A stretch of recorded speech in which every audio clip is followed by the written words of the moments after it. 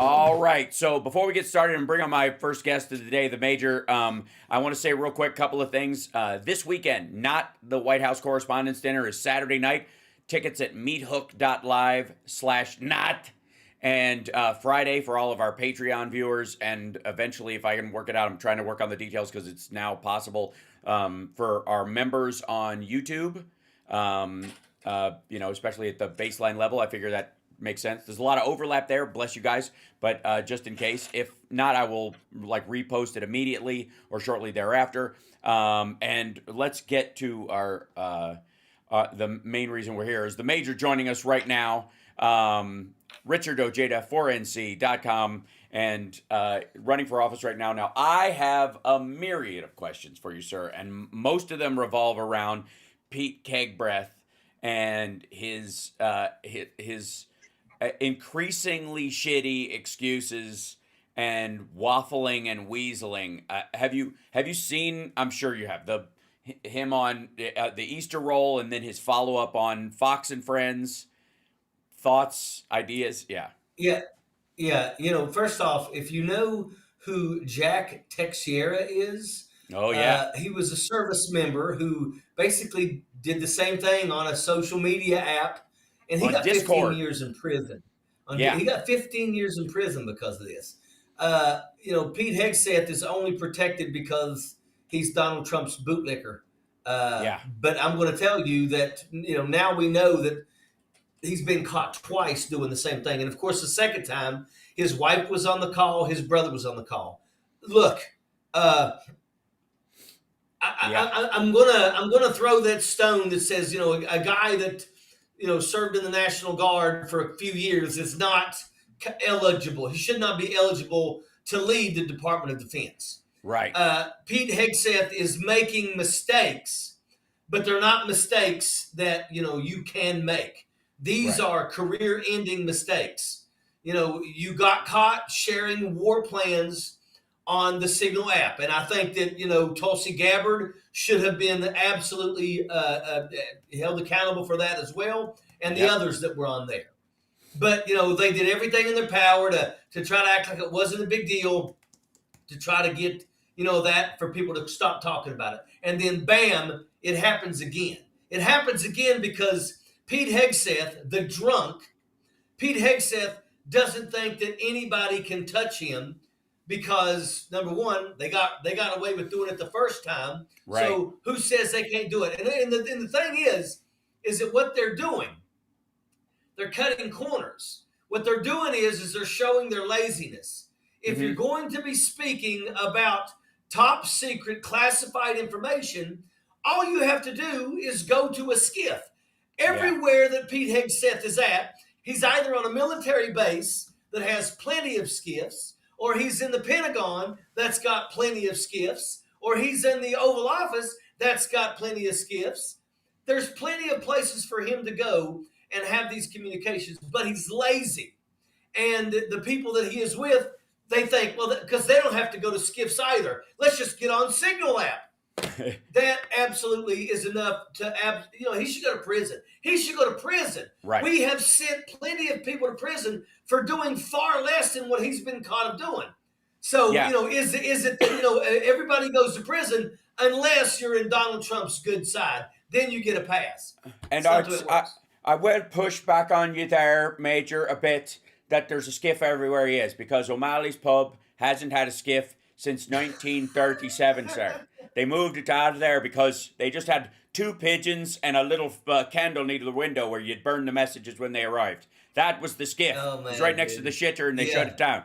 But I guarantee, I think that's the concern that we all have, is that on the one hand, you're absolutely right. He is completely lazy, and he's got access to both devices.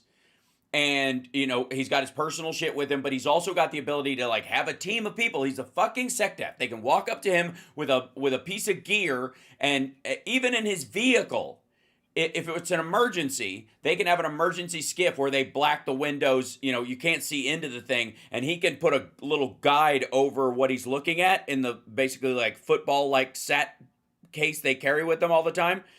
That he can use that if he's just too lazy to go in the goddamn building, anywhere he is, there's plenty. except a bar. And there's plenty of capabilities for him to do the right thing. Right. They just choose not to do the right thing. He's doing it at the kitchen table. He's doing it in the morning. He's doing it at home. Yeah. He's doing it like he's tweeting. He doesn't understand that the job of the Secretary of Defense isn't just to travel around the world, because that's what he's doing. He's in Hawaii. He's in Korea. He's just traveling around the world on our dime. And then when he lands, what does he do? Well, he goes, well, I got to go out here and I got to do PT with some of these soldiers. Right. That has nothing to do with the Secretary of Defense. He does not need to go out there and hand out coins to people and do PT with the troops. You know, he's at a completely different level. But he thinks that that's his job. And it shows how he knows nothing about what he's supposed to be doing. And this is another reason why, well, I'm not going to say it's the reason why, because I think laziness and probably alcoholism is the reason why he keeps doing the things that he's doing. Yeah, I mean, I would argue that the biggest villain in today's political world is ego, quite frankly. And I would say that we have equal parts politicians with bigger egos than the job that they actually have, because they are public servants, but they think they are monarchs or friends of the monarch in the case of these assholes. But you also think they can wing it. Yes, right. They think they can wing it. Who are you to question them? Also, that is exactly how I would argue that elites behave. When they talk about how the elites have controlled things for a long time, when you and I think of elites, we think of people in the Pentagon who have earned their stripes because they've been in the military for a long time, dedicated decades of their lives, put their life on the line to get to a position where if you ask them a question, you could trust their answer because of how much it took them to get to that position. They're not going to piss it away with a half-assed guess. And the same thing with people at universities who've studied their subject, and scientists who've worked in their field for decades to try and, find the deeper answers and all that. That's what I would say is an elite, okay? Trump's idea of elite is, I'm so rich and powerful in this situation, you better not ask me 2 questions. Because if you question my authority, you're fucked. That's what they think an elite is, and that's exactly what they are. If Pete Hegseth thinks he went from 0 to elite in an afternoon, he must be qualified because he's got the job. And he isn't, and he shouldn't. No, he shouldn't. He needs to be removed from office. But once again, he's not the only one that, and I love it, where a guy was like, it's DEI, didn't earn it. He did not earn the right to be the Secretary of Defense. Kristi Noem did not earn anything. These people that are in these positions, they didn't earn this stuff. They just got those positions because they licked boots, is what it is. And that's what Donald Trump wants around him. And with the Secretary of Defense stuff, I mean, this is what bothers me, is that, and I hate to say this, because I think that this is going to happen.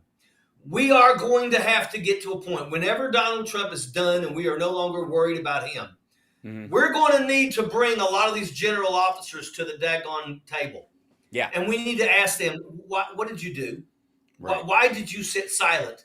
Why did you sit silent? Because there's things out there. Look, I don't care. You're not going to make the rank of 5-star general. The last person to hold that title was General Eisenhower, and they ended that after World War II. There is not going to be a 5-star general. So you're a 4-star general. You currently are in the military, leading over Army, Navy, Air Force. You are at that level. You're either an admiral or you're a 4-star general. Why are you sitting quiet? Where was your courage then? Because I'm going to tell you, if we keep going down this path and our military continues to allow these people to basically break the laws when it comes to classified documents, continues to allow them, if we allow Donald Trump to waste $92 million on a bullshit parade and the damn general officers are going to sit quiet and allow it to happen, then they're going to need to be called to the carpet. Because make no mistake about it, if you sit here and you allowed us to continue going down this path where people are losing their lives, where people are losing their constitutional rights, and you sit silent, then maybe you don't need to be in that position. Maybe we need to purge you immediately because you don't have the guts. Because a general officer in the military, just like anybody else, has the right to refuse any order that is unlawful, illegal, or immoral. And the stuff that we are seeing right now with the Constitution basically ripped up by not allowing people in this country to actually have due process.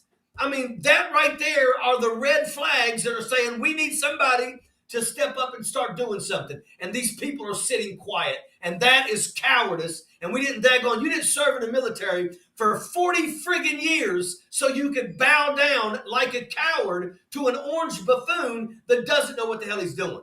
Right. Okay, so in looking at these guys, there was a big thing in the first term where it was like we were trusting that the adults were in the room to make him behave. And these were mostly cabinet officials and the like, right?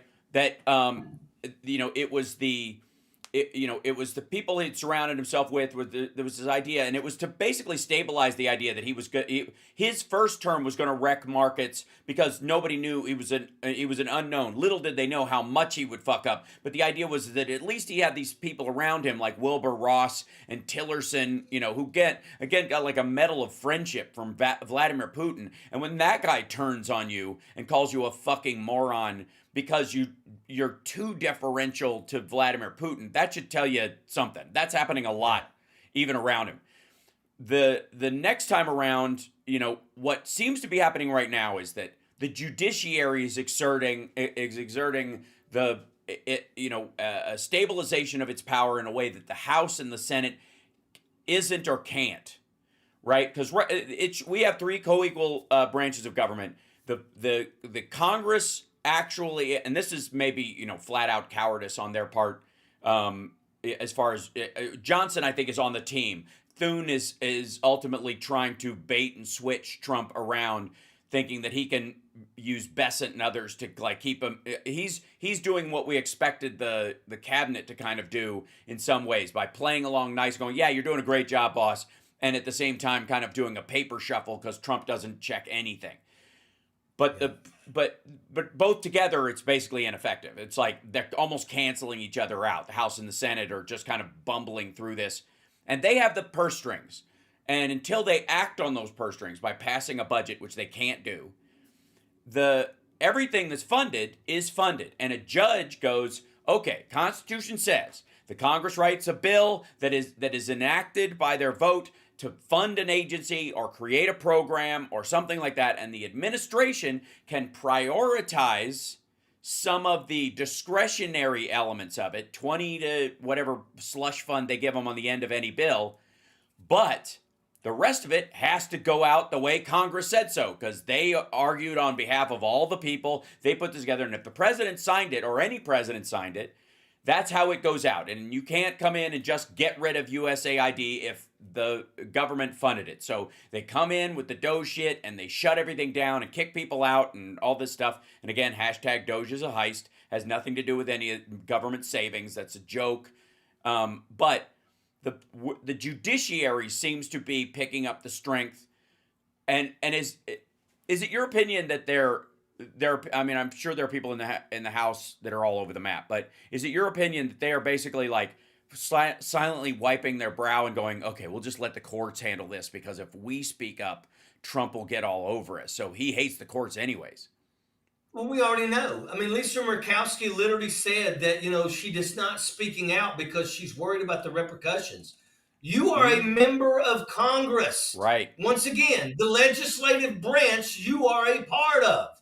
And once again, there's power in that, and right now, they're trying to go after the judicial branch because right now Donald Trump is basically floating the notion that, I don't need to follow the courts. Right. And that's what they're trying to do. And that's where we are.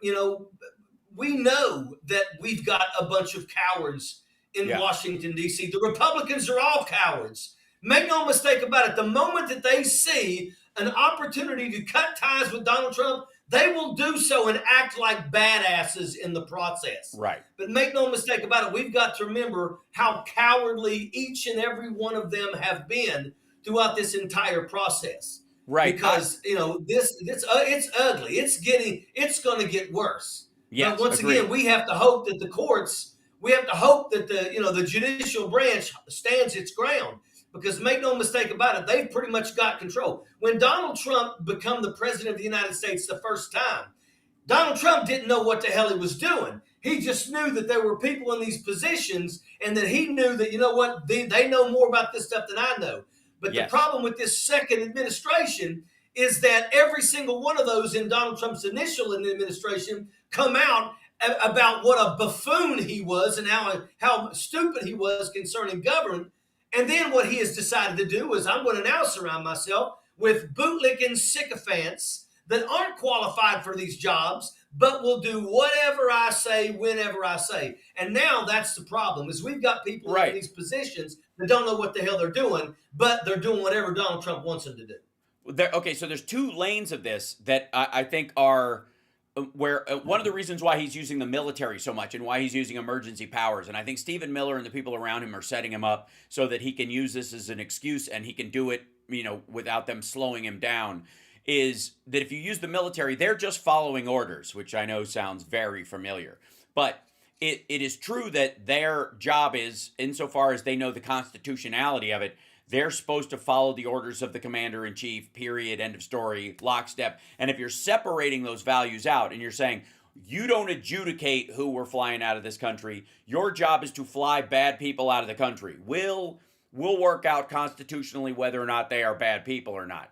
And the military people don't have a say in it, and they can't say, I know for a fact that guy sitting over there is not a MS-13 gang member. They'll never have enough information where they could legally ignore that order.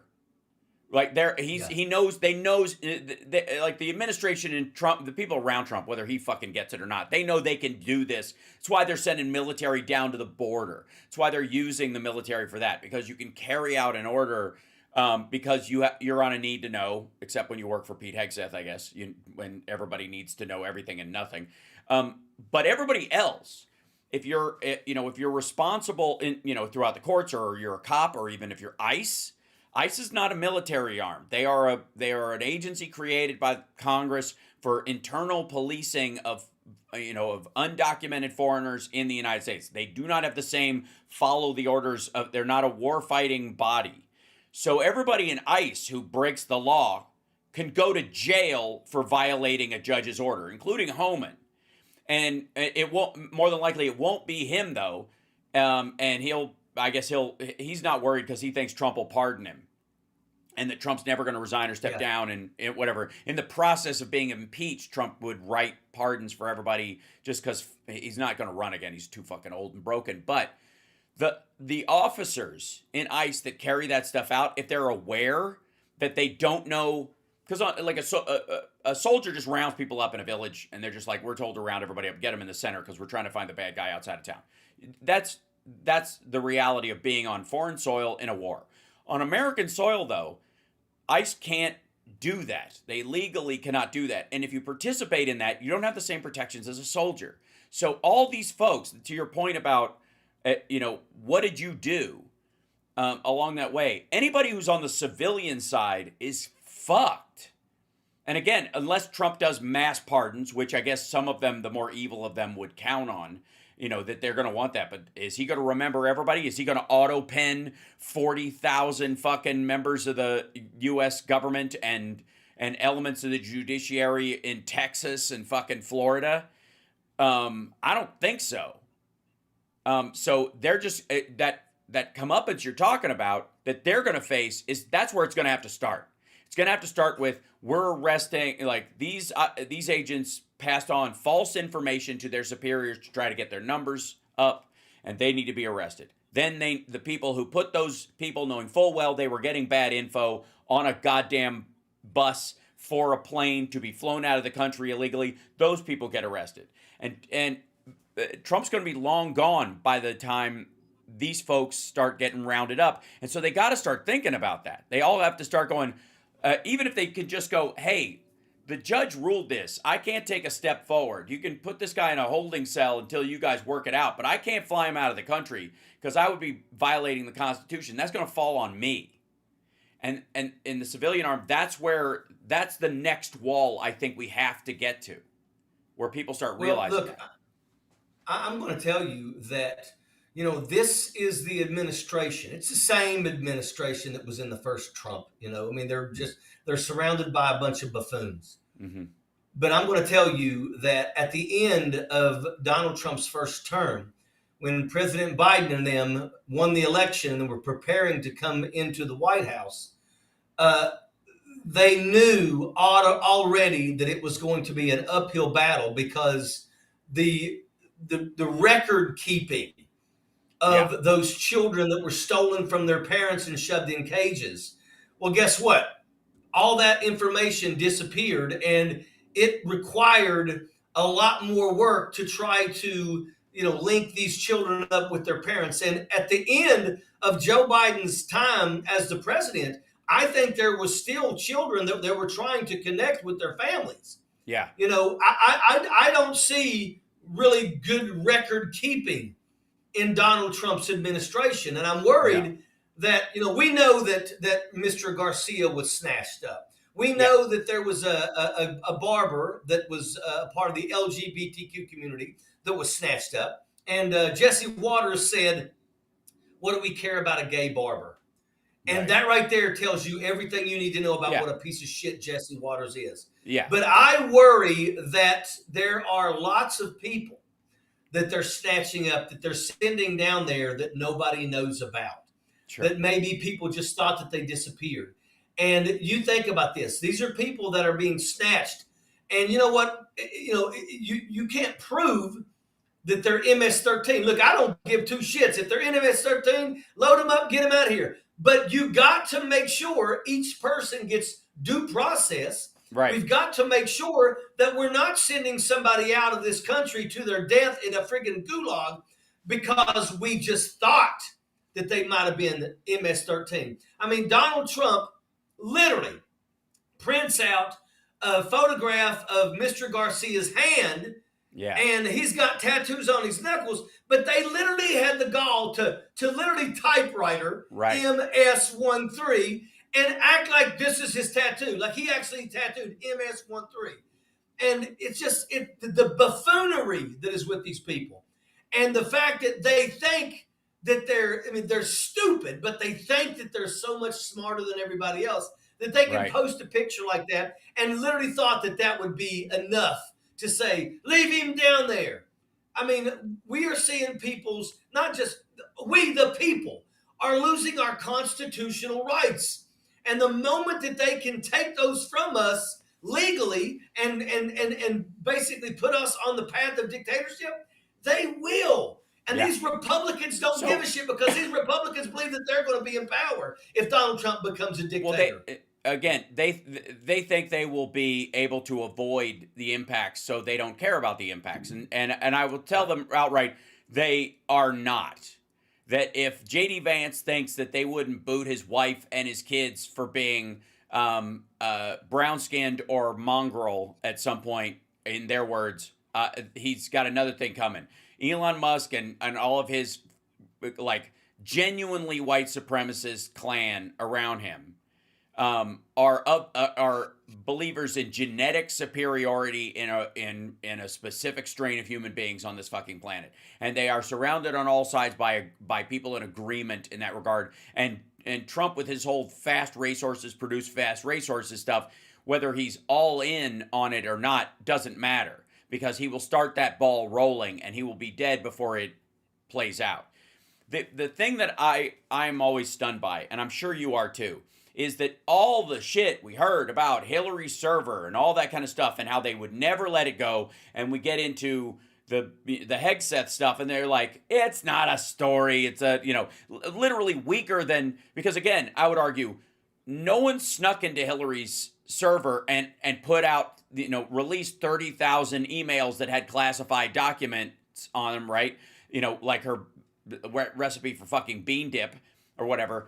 Nobody released that stuff. It was never found. Her server turned out to be more secure than the State Department server, which was hacked during her time at State by no fault of her own, but her server was completely secure. They nailed that thing to the fucking basement wall, and nobody got into that.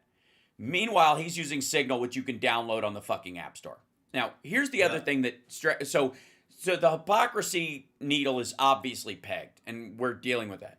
Here's the part that also I feel like is that, I don't know, maybe the boiling water is happening fast enough where the frog is starting to notice. And I hate this analogy, but we'll go to that point. Is that this, like we're talking about how these guys were about freedom and liberty and Constitution and America first and all this kind of stuff, and yet they will piss away the rights of every American, under the guise of xenophobic racism or this fake of invasion order. But everywhere you go, everywhere they're acting out as the administration, they are violating that standard that they were selling to their base. And the example I would give is yesterday, RFK Jr. announces, among other things, and this is really gnarly. RFK Jr. comes out and he announces a ban on all petroleum-based synthetic food dyes, including red dye number 40, which, by the way, Democrats have been for a long time. It's not a who cares? I'm for it. Good. Get rid of them. Europe doesn't have them. We have them for a long time. The idea that somehow that we needed Trump in office to get stuff through, the only people blocking this kind of ban were Republicans. Like, they literally were pushing back on this. This is a regulation. Pure and simple. This is how this happens. This is a bureaucratic regulation. This was not voted on. I'm fine with it, but understand what it actually is compared to the rhetoric they use.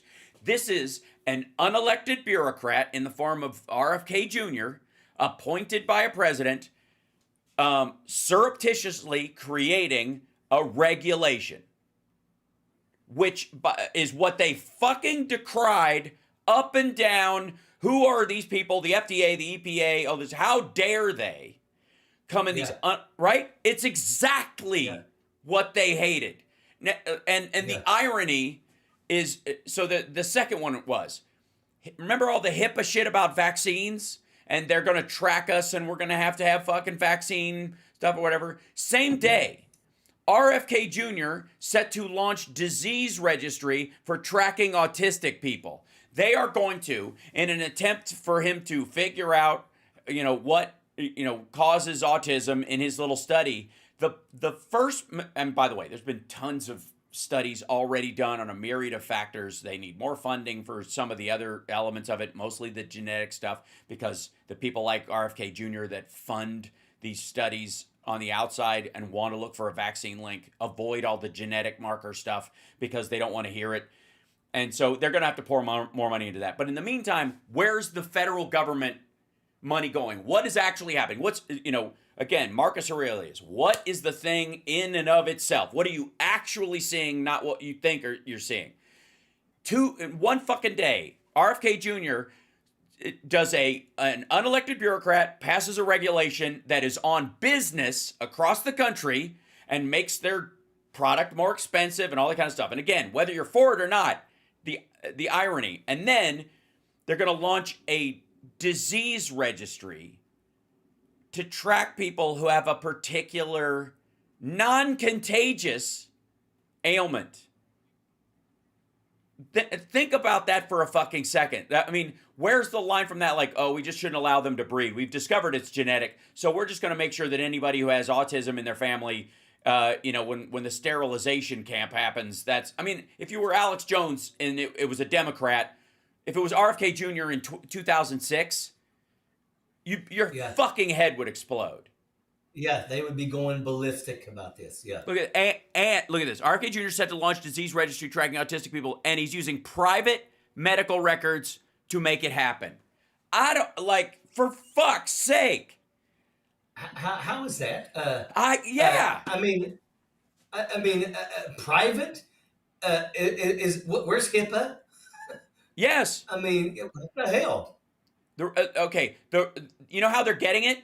Okay, the records they're gathering, they're using the government and commercial databases to do it. They're buying commercial databases, and they're going through like Medicaid, Medicare, any Social Security disability, because a lot of people will, if they have extraordinary autism, they'll have Social Security disability insurance for their child or their adult,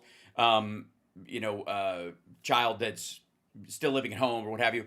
The records include prescription records from pharmacies, lab testing and genomics records from the Department of Veterans Affairs and Indian Health Service, private insurance claims, and data from smartwatches and fitness trackers. Fucking hell. And this is exactly what they told us the Democrats wanted to do. This is exactly what they told us the fucking World Economic Forum or whoever the hell. I want to sit all these fucking anti-vaxxer assholes down and go, this is what it's the same thing with uncommitted and stuff. Like, you actually thought he'd be better for Gaza? You think RFK Jr. is better for public health in this regard, or you're comfortable with him? Use the government now through his agency can track everyone's medical data, whether they're every accusation.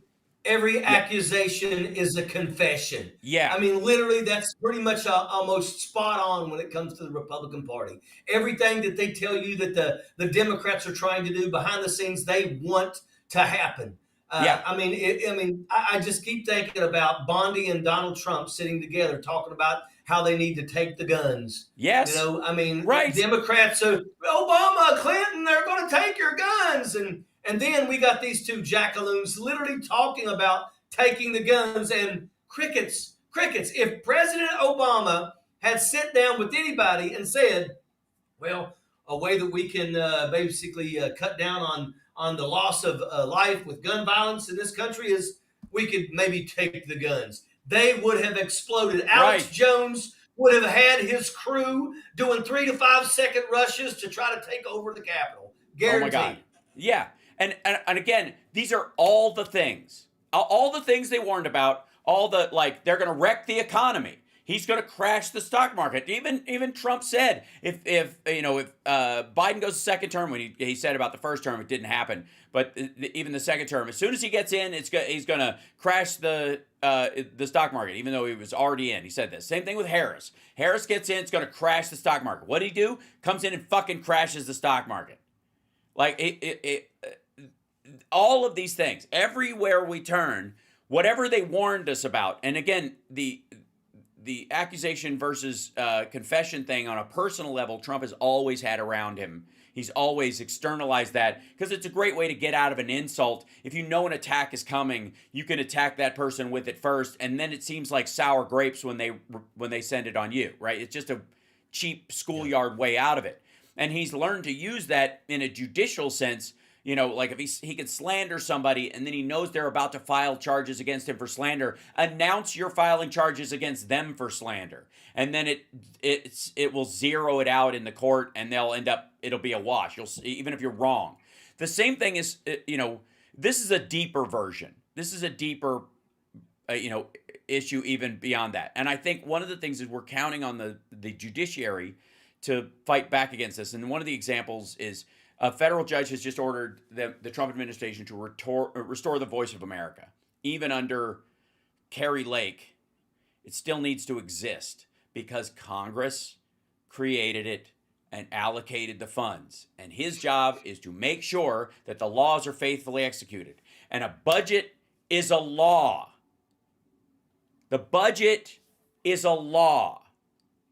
That's the thing that I don't think everybody's, from just a languaging standpoint, and I hate being the only person pointing it out with my little channel over here, but a budget is a law. It is enacted by the Congress. And so when they create it, USAID or VOA or the Fed or the existence of the income tax and all the stuff that these assholes hate, it's a law. And the president, must faithfully execute the laws of the country. That includes the budget. Until he can pass his own fucking budget, he's got to faithfully execute these. And that's what's happening. That's why why the lights are getting turned back on. That's why Doge is only going to get about $150 billion over 10 years of savings, not a $1.5 trillion. It's just that part. We'll get into that in a second. Holy shit. You're right. And that's the thing. And people need to understand that. Because a lot of people, they don't really understand how a lot of this works. Yes. We're talking about in Congress and the House, Republicans, yes, Democrats together in the finance, committee, basically marking things out that they don't think, fighting over the things that they want to put in the budget. and it goes back and forth, and then then it passes the House. Then it has to go to the Senate and go through that whole entire rigmarole again. And once again, they can remove. And oh, by the way, when they remove things in the Senate, it's got to then go back to the House for the House to go ahead and vote on it again. Because it's a law. Because it's a law. And then once it passes and goes back and they vote it in, it becomes law. And that's one of the things. That's why it's wrong when Elon Musk just said, you know what? We're firing USAID. We're going to kill NOAA. Those are capabilities that have been created because of Congress. Yeah. And, the funding to those come from Congress. And, I mean, it's good that we're seeing a lot of these things come back because they need to come back. But I think it's a shame. Yeah, I think it goes again to your point about everybody around him is just fucking useless and stupid and they're in way over their head, including Trump. Is that I think and I wish the quote unquote mainstream media, the big dogs, would remind everybody that when you pass a budget, it becomes law. And that law is carried out. It is you are now legally responsible for taking this money that was from the taxpayers and carrying it over to this program so that this program exists. It is the law that VA is funded. It is the law that the defense budget is funded. You cannot, in the middle of it, just decide, fuck it. And they in a fight back and forth over redlining the doing like line item vetoing, right? Over the years. There's a reason why the draw between the administrative state and the Congress writing these rules about shit that need to be funded gave them effectively a slush window of about this big compared to the rest of the budget so that they could appeal to their voters by prioritizing certain money. They could direct some of the money towards their priorities, but the money still goes out because it has value and these programs have value. And what Trump thinks is that the whole budget is like a business budget. That if we match it, it's like a kitchen table budget. The way they talk about it as if we're sitting around the table and it's if you did this with your family you tighten your belts a little bit and blah blah. And that analogy has taken root. And these motherfuckers don't realize that family you're talking about would have to sit there and go, okay, we're deciding this is how much it is. This is exactly. We're going to 2 movies a month, and we're eating this, and we're going down to 1 car, and grandma's moving in with us, and we're going to rent your room out to whomever, and that's the fucking law. And if you decide against it, we'll talk about it next year. And if we can't agree next year, whatever the budget is this year, we'll just roll forward. And if you don't, one of us gets arrested. One of the family members gets arrested. It's the budget is a fucking law, and they should treat it as such. Because even talking about it like it's a family budget or a business budget, when Trump misses the budget the Trump organization, Alan Weisselberg just fudges the fucking books. He just lies, or they blow it off, or they sue the vendor they were supposed to pay and screw the person out of their pension. That's how he operates. That's not how the budget of the United States government works, because it's a fucking law. And and so one of the things is sometimes the people that have to obey the law don't like the law. If everybody's been speeding every so often, and you see a cop on the side of the road, and you feel a little bad, towards that cop. You're like, he's probably gonna. Even though all he's doing is doing his job and you're the one speeding. Notice how it's suddenly his fault you're speeding when you know full well. Okay. But then you realize you pass an accident up the road and you're like, you know what? I'm glad I saw that cop and slowed down because that might have been me. Right? We all had one of those moments. Right now, the banking industry is having one of those moments. U.S. banks ride out market turmoil thanks to capital buildup they opposed. Okay. This goes back to Obama and the rules put in after the great financial crash of 2008, 2009. That they said banks got to be sitting on more cash. You have to backfill your cash holdings Because if shit like this happens, you can't lay it off on everybody else, and you can't lay it off on the taxpayer, and you can't lay it off on the government. So you got to have this fucking cash sitting on. And they all hated it. They're like, this makes us uncompetitive against these little small lenders who can bullshit their way. But if you're going to have all these holdings, you've got to have resilience in this. And now they're all admitting that if it wasn't for the Obama regulations, they would be shitting the bed along with the market right now. But the banks have some stability, and we're not having a depression, not because the market feels good that Trump might reverse China's stance and blah, blah, blah. None of that.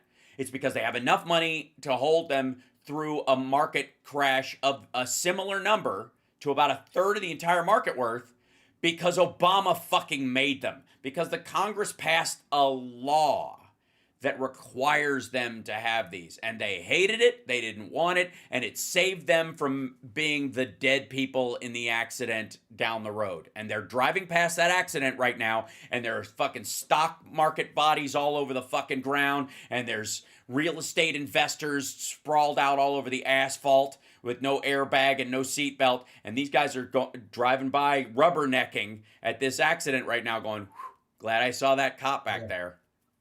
Yep. Yeah. And regulations, ladies and gentlemen, regulations protecting us from a depression right now, right fucking now. Yeah. Thank you, Mr. Obama, Mr. Right. President. Yes. Yeah. And meanwhile, again, this is a regulation, pure and simple, and I'm for it. I think this is fantastic. Let's hope. I mean, at the end of the day, this is the only way that those Republicans are ever going to vote for this stuff. So, I hate to say it, but keep it going there, RFK Jr. Right. I mean, look, I'm telling you right now, as a person who travels often, and I mean, I've been all over the world. Yeah. America's one of the only places that allows companies to literally, dilute poison. Mm-hmm. By just adding a little more water to it. And I mean, literally, they don't care. You go to places, go to Europe and go to a daggone McDonald's, and you get real food. It don't look like it was smuggled into the country in someone's ass, That's a shame. You're hurting the everyone who works at Taco Bell right now. And I like, for the longest time when I was in high school, I called Taco Bell cat food for humans. Because that's what it seemed like to me. It seemed like somebody just went, popped open a fucking can, went, and then rolled it into it. I'm like, yeah. And then when they can make a hard shell taco not fall apart 30 seconds after they hand it through the window, then we'll talk about, But hey, but it's a bright yellow, so It may have no nutritional value. It may crumble immediately. It may get soggy instantly, but it's a lovely golden color. Do you know one of the... Go on, RFK. Go get rid of yellow dye number 5. Yeah, exactly. That's totally part of it. So you know one of the little known canon elements of my favorite moments in cinema history is like why the Griswolds are stupid in the vacation movies, why he's dumb, why they're dumb, what the reasoning is, because he works for a food additive company.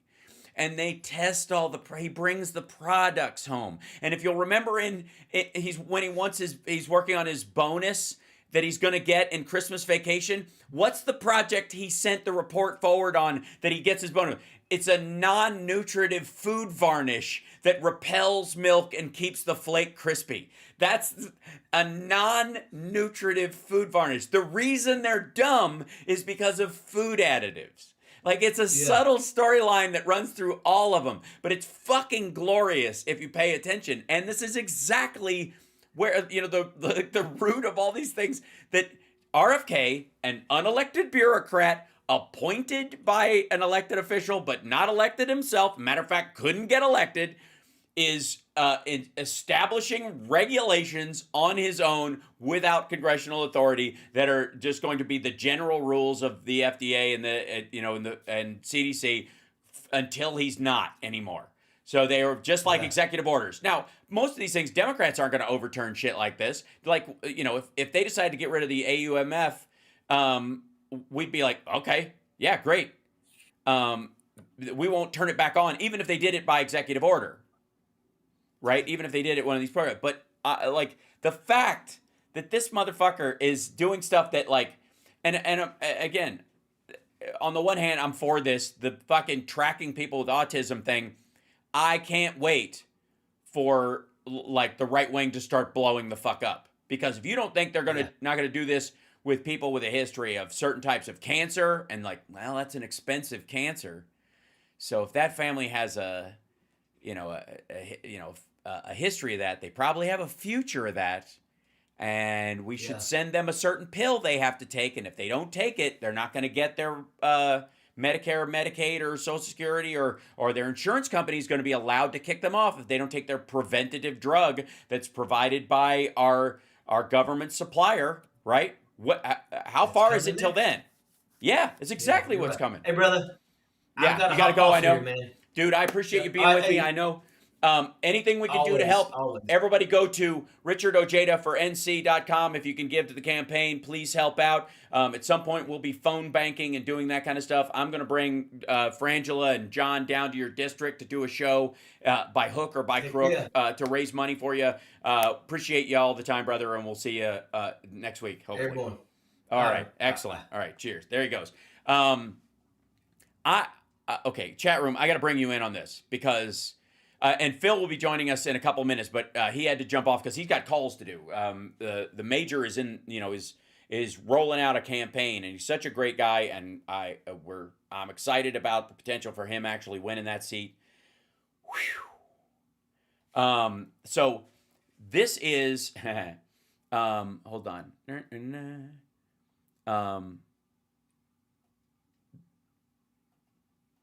I believe that anyone who discusses information on RFK's autism database could be subject to individual fines and even jail time. Not clear when. Yeah, it won't matter. You don't have to discuss it. So okay, so somebody in the Substack is I'm only catching the middle of this argument, but it seems to be that they're under the belief that he can't or won't do this. It's done. Period. They're going to set this database up. What they do with it will be up to the president. And here's the problem you've got, kids, is that according to the within his official duties, according to the Supreme Court, the president can do anything. And if it's for the health and safety of the American people, and he considers it an emergency, technically speaking, even if it's overturned later, he can't be punished for it. And so there is nothing stopping him from trying this. So here's the example I would give in terms of RFK Jr.'s autism database. If at such time they realize that there is a large genetic component to autism, and they can track who would be more likely to have an autistic kid than not, they could force those people to register before they are going to have a child, and either go through some sort of that they would pay for, I guess, themselves, genetic screening of their pregnancy, meaning that they would have to use, how Trump wants to be the king of fertility. Oh, no, Philip. Okay, gotcha. He'll be Saturday. Thank you, Andrea. Okay, great. So we'll talk about this. This is great. And I'll get to some of the Ukraine stuff, obviously, because right now, Ukraine just wants Trump distracted with something else right now. Honest to God, that's the best thing that can happen for him, because the Europeans are helping and American defense contractors are selling through them to Ukraine. It's fine. All we have to do is stop Trump from stopping them as best he can, and he's ignoring it entirely. So let's follow this logical bullshit that Trump could do, because again, if he views it, according to the Supreme Court, if he views it for as important or an emergency or a crisis or something, he should be allowed to protect the American people, even from themselves. And if the chances are 50-50 that you're going to have an autistic kid, and our goal has been set that we need to eliminate autism, then anybody who has autism in their family or has a history of it, according to our records that we scanned of your personal data, you will get a notice that says if you're going to have a kid, you have to have genetic screening to have that gene removed, or if you can't afford it, you're not allowed to have a kid. Or if you do choose to have a kid, which is more than likely how they'll do it, you cannot get any, if the kid turns out to be autistic, you do not get any government resources. Because it's a misuse of taxpayer funds, and everybody has the right to fuck themselves up. But they don't have the ability to, drag everybody else into it. And so the idea, and I want to show you that, guys, this again real quick. This is JFK Jr. set to launch disease registry tracking autistic people. And this is National Institute of Health is helping to collect private medical records from government commercial databases to give the Secretary of Health and Human Services, NIH Director Jay Bhattacharya, said they on Monday. The records include prescription records from pharmacies, lab testing, and genomics records from the Department of Veterans Affairs and Indian Health Service, private insurance claims, and data from smartwatches and fitness trackers. The NIH is also working on an agreement to secure Medicare and Medicaid data, according to Bhattacharya, who said that select outside researchers will be able to access and study, but not download, the collected data from the registry. Yeah, trust us, bro, just like Doge. And then there's Kennedy, a longtime critic of vaccination, but the Department of Centers and Disease Control has launched a study to examine the links between autism and vaccines, even though medical experts have long debunked any such connection. Yeah, so the result will be the same. The news that HHS is putting together a registry and accessing Americans' private medical records raises all kinds of privacy concerns. HHS and its departments, including NIH and CDC, have laid off thousands of employees over the past few months, giving Kennedy and Bhattacharya, and also an anti-vaxxer, more compliant employees to push their agenda. That's, again, this is the part of the thing that would be opinion piece from the New Republic, but very much true. Kennedy has, calling it preventable. We've seen all this stuff. The important thing is not what his opinions are, or even what Bhattacharya's are. It's about the access of that information, the storage of that information. And if you don't think there haven't been Doge people inserted in all these areas that will bounce all those details to anybody that Elon Musk wants to get them to, you're a lunatic. This is the issue. And again, even people who allegedly don't care about his anti-vax stance or think are even for it, I'm curious how they would feel about him setting up a registry on a disease and setting a legal precedent for that to be allowed. You're like, they can look at all your data, but they can't download it. Okay, so are there SCIFs at these places? No. HHS doesn't have a fucking SCIF. I mean, they do have one for bioweapon information in case the Pentagon says, hey guys, we have a new bioweapon that, and by the way, thanks to RFK Jr. and his dipshits, there has never been a better time to attack America with a bioweapon. I'm just saying, because they will slow roll any response. We will be weeks, if not months, into the attack before they even get on their feet because of who they are trying to please. You can, there's legitimate concerns about whether or not there would be a snap to that would be too reactionary in some cases in another administration or another group of people running the government. But in this particular case, one thing you can count on is that they'll take a wait and see approach until it's over. That's the reality. By the way, I'm very excited. There's so much activity happening over at Substack right now because it helps me out. That's one thing. Again, I have to remind, and I don't know if the person talking is a troll or whatever. That's not the important part. What I do want to say is that, as we know, amongst our beloved chat here, that when the trolls do show up, you guys, the trolls, help us in a way that no one else can. So hit that like and share the show. And if you're a troll, give me a thumbs down. Don't be afraid. And and please feel free to write something in the chat room, and I don't know, something Trump 2029 or some nonsense, because it helps me. Whatever. I just implore you to keep the racial epithets and the anti-gay epithets to a minimum, meaning don't use your big kid words if you have any at all. Is all I'm saying. You can, at least be creatively racist.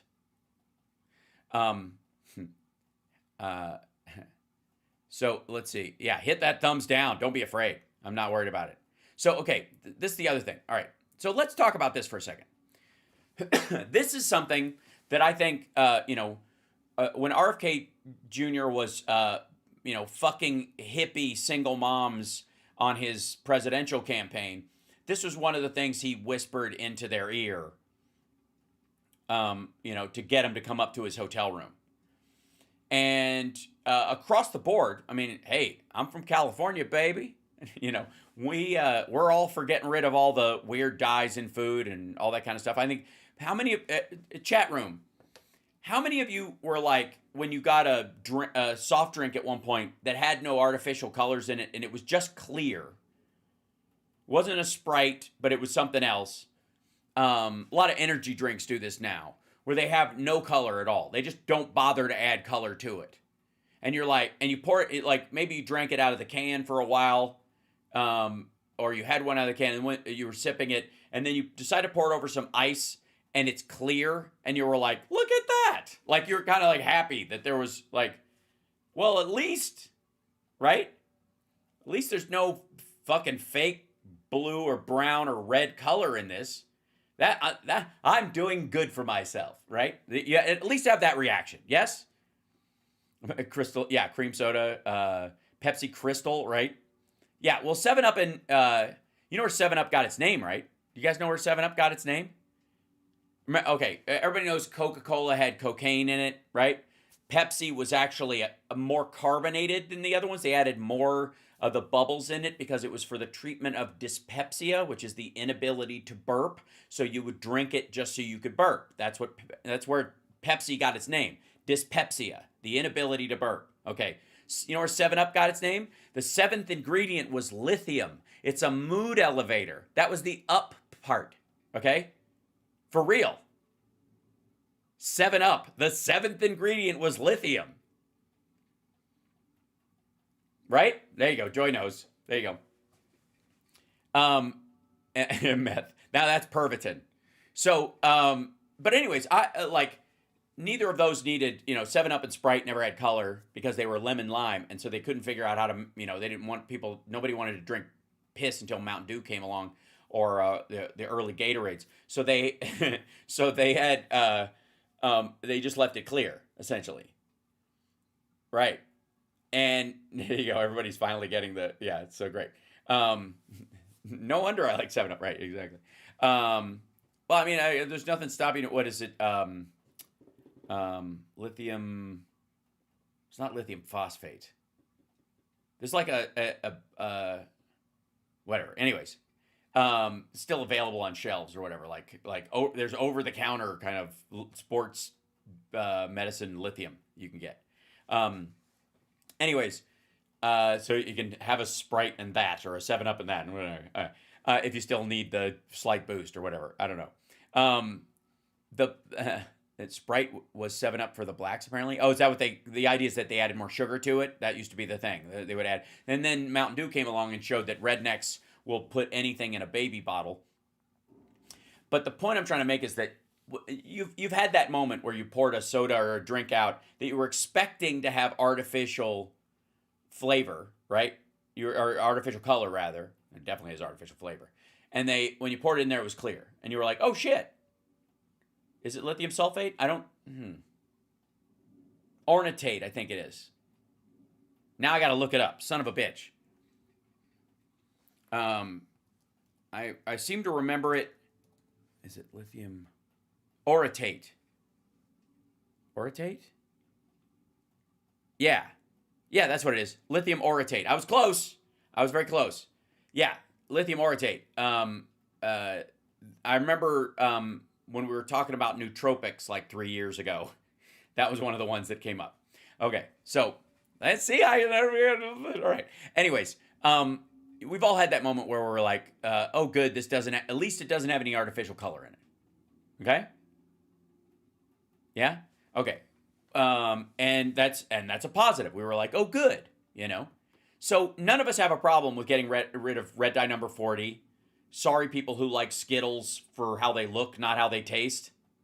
And well, here, can I show you one of my favorite? Let's see.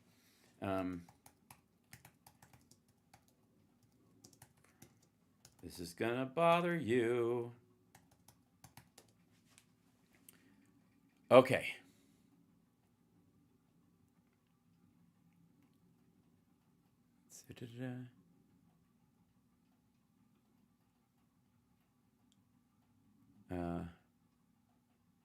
From Beaver Butt. Okay, I don't know.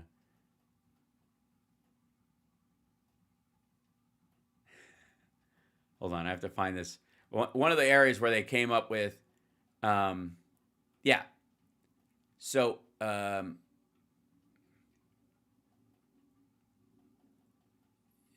yeah, okay.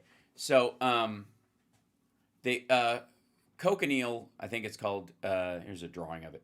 I won't put the thing. So one of the things in strawberry like flavored food, where they use a food coloring, is the husk of this insect. There's another. There should be another version of it, but they recognized that at one point.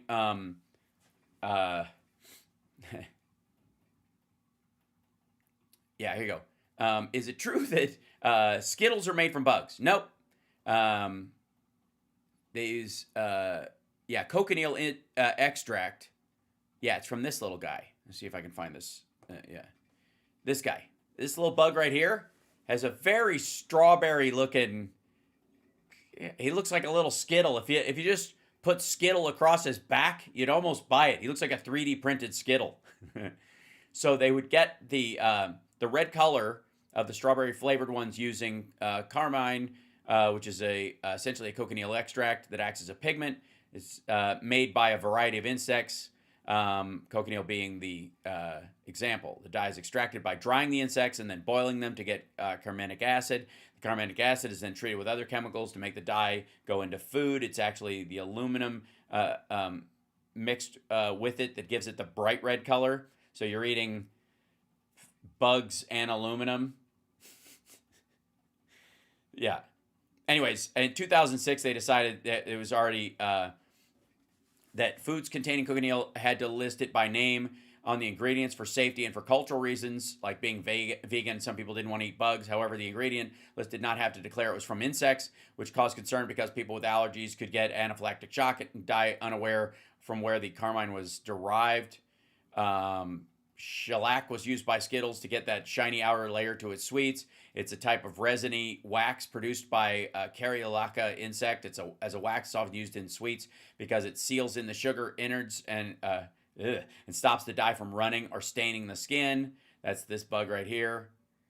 And a lot of this was already, people pushed back on this. People were like, ooh, I don't want to eat a bug, right? And vegans were like, I'm not going to eat any living thing. Right? Even the living things that would eat me. Anyway, so they, because of that pushback and because of some elements of people worried that there would be an allergic reaction to where the carmine came from, which I don't know what kind of evidence there is that would happen, that if you went through that much processing, I think you have bigger fish to fry, like the aluminum used to make it shiny. But so they moved from using these things. Skittles doesn't use bugs anymore. You'll be happy to know they use red dye 40. That's right, ladies and gentlemen. That's what they've been using. Sorry, 1 second. Where's this? Yeah, they went from using bug husks to using red dye 40. So I guess it's back to the bug husks, everybody. That's we're gonna have to deal with. So just so you know, yeah, pressure from animal welfare organizations. Yeah, well, that's again, if a bug is naturally red, and you take that naturally red color and you add it to whatever your food is, it's a natural thing. It's a natural color. It's, I mean, it's in the realm of like my friend died of natural causes. He got shot in the head and naturally he died. It's that kind of natural, right? Now, beet juice is the wrong color. Turns out more purple when you refine it, or a deeper red, which looks bloody. And so they want something bright and kind of friendly looking. So they went and found a friendly looking red bug. Bread is yeast farts. That's a good point. Yeah. So, anyways, they also there's one of the husks that I guess they realize that they smell like strawberries when they're burned. So they get some of the natural strawberry flavoring also comes from bug husks. Now, as someone who has eaten bugs in my life, in Thailand, I ate way more than my fair share of insects. In China, I've eaten everything from scorpions to water bugs.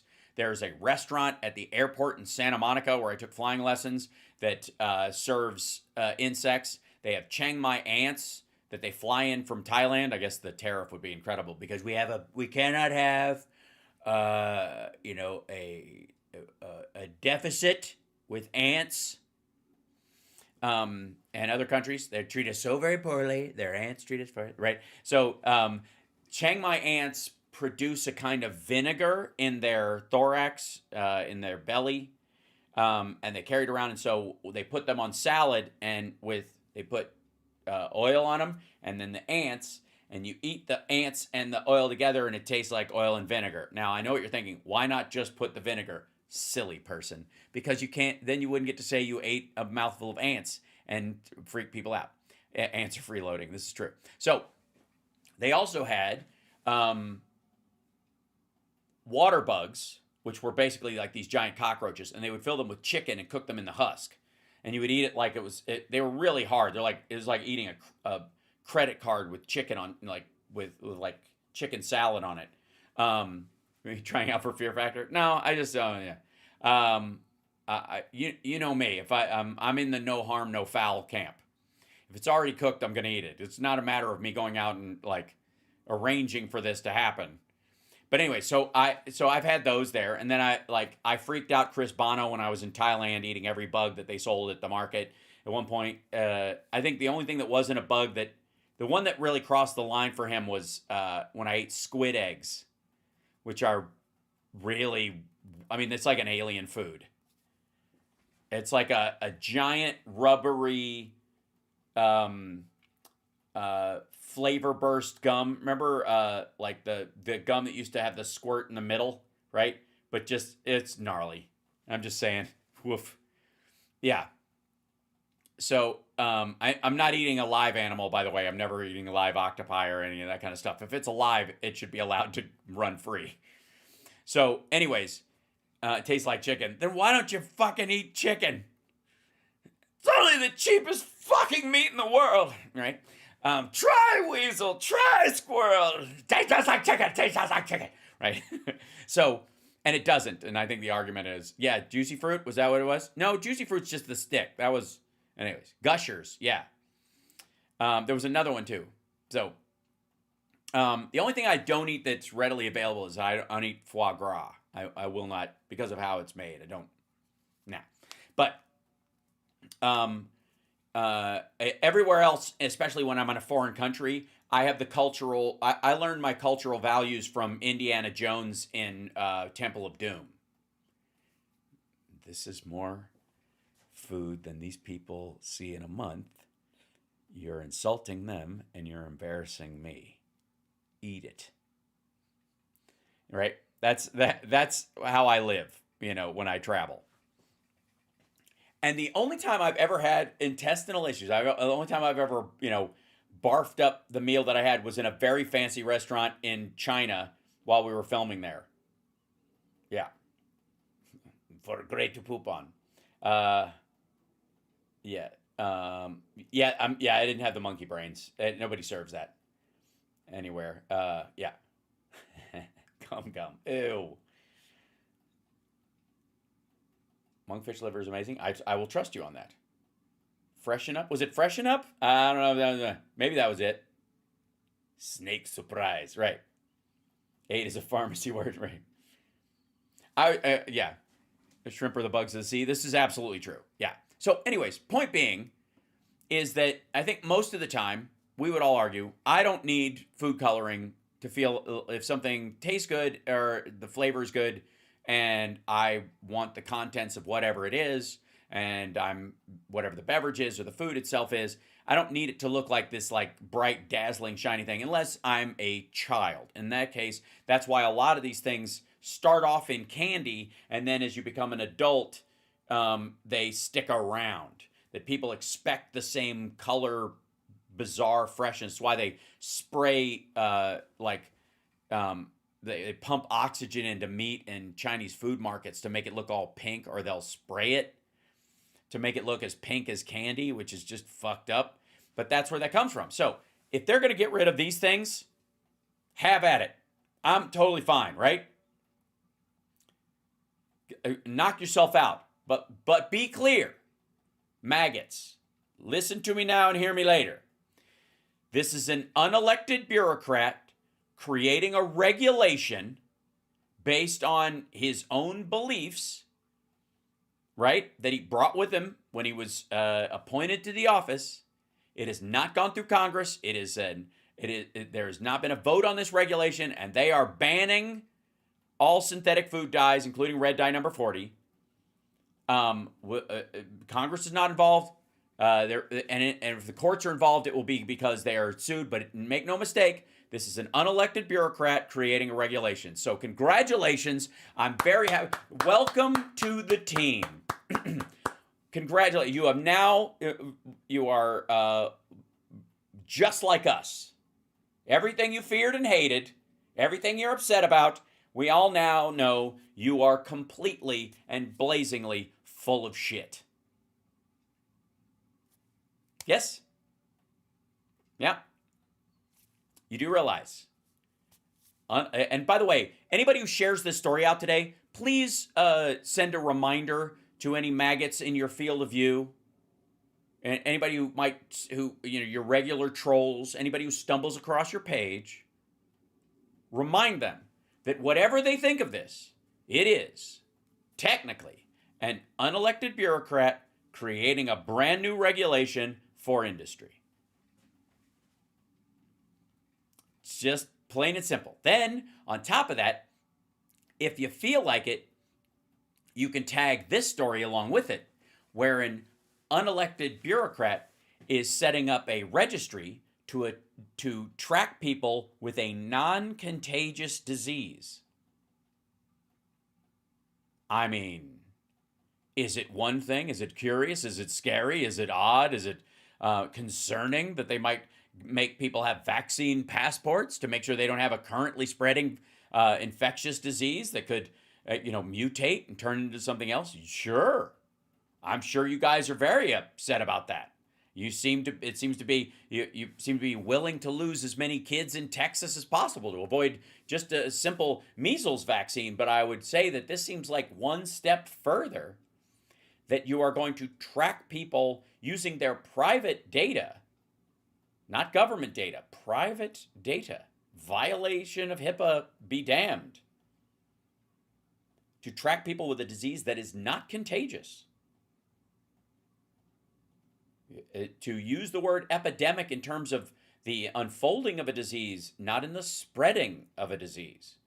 And you guys are cool with that. So let's recap. Maggots, very comfortable with the violation of people's HIPAA rights and the collection of people's private medical data from every source available, public and private, and accumulating it in a database that people will have access to at the whim of the secretary. And then on top of that, an unelected bureaucrat creating a multiple brand new regulations, because I guess it's one petroleum-based synthetic food dyes, but it's all of them, so there's going to be one for every single one of them, right? Creating multiple regulations that don't go through Congress and don't get, I guess, industry pushback. The industry doesn't get a seat at the table. Now, think about this for just 1 second. What will be the ramifications if this is allowed to go forward and a Democrat gets in office and they decide to allow their cabinet officials to create regulations within the industry that they cover? What will your concern be? That these, quote, unelected bureaucrats are creating regulations that are making things more expensive and difficult for businesses and consumers?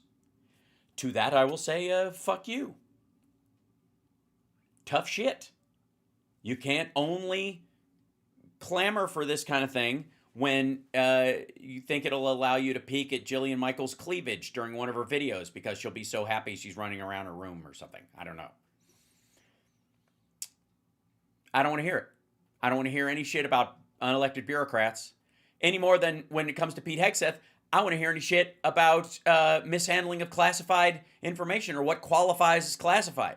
Because so far, I have not seen shit in any of these stories from anybody about what was in Hillary Clinton's server that qualifies as classified. That would be I mean, they jumped through their shirt and will continue to. As a matter of fact, I would. What do you think the chances are, chat room? What do you think the chances are that that whole conversation is going to start dying down? We're not going to hear a lot about Hillary's server, are we? You think that talking point's going to die a slow, cascading death into darkness like the end of the fade on a long album? You think so? Yeah, I mean, it would be really difficult to bring it up in the context of right now because none of them can say, in these missing emails or in the emails we found or in the discussed stuff were attack plans that were imminent. Telling when a plane was leaving a ship in the sea, the time it would take to get over target, where those targets were, when, and of course, the trajectory of them is relatively obvious, unless the idea is that they loop back first and they fire from this side, but they're going to be over target in about 2.5 hours time, and you've said that, that's enough. Find me a piece of I would love to see it, any detail that was allegedly in Hunter Biden's laptop or in Hillary's server that equates to attack plans before and as they are happening. Anywhere even fucking close. Feel fucking free. Love to see it. And if you can't find it, maybe you can't find it not because it wasn't there, but because it never leaked. That she never let a fucking reporter from Newsmax accidentally into her chat. Yeah, I think that might be the case. Yes? Okay. So I want to see Hillary's recipe for potato salad that was also on the server. I mean, I think, again, it's classic. It's classic potato salad, but I don't think it's classified. So maybe that was the conversation. Maybe that was the difference. What do you think? Is that they were too busy with the whole they just breezed by it, and instead of saying classic potato salad, they would classified potato salad. Yeah, I'm sorry, but in the world of top secret, there's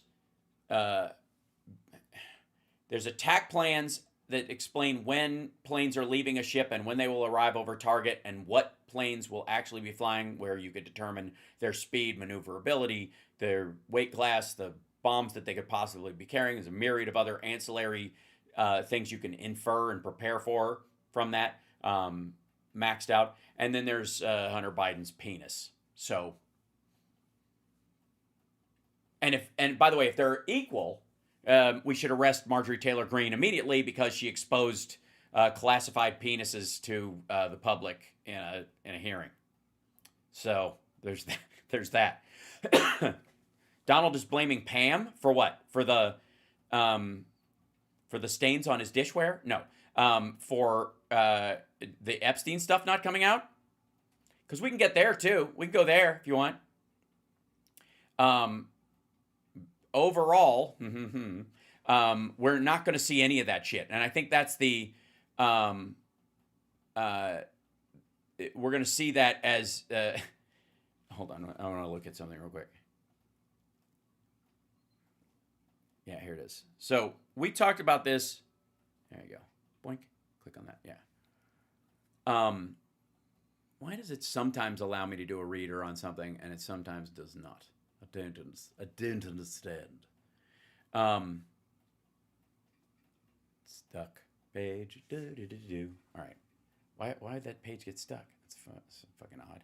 Okay. I don't want to register now. Please go away. All right.